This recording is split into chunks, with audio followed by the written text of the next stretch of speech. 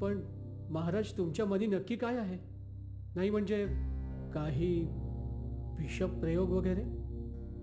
नाही, आम्ही भ्याड नाही.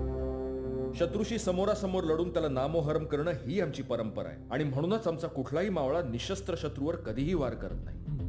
पण या शत्रूचा आमचा जो काही अभ्यास झालाय त्यावरून असं वाटतं की आधी त्याला मानसिकदृष्ट्या खच्ची करून मग त्याच्यावर समोरून वार करणं हे जास्त इष्ट ठरेल. अगदी योग्य बोललात महाराज. फक्त एक अडचण आहे महाराज. ते खानाची आम्ही परीक्षा कशी करायची?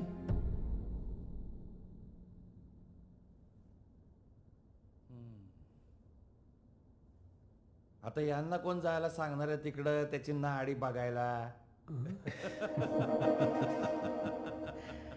पंत, अहो तुम्हाला तिथं जाण्याची गरज नाही.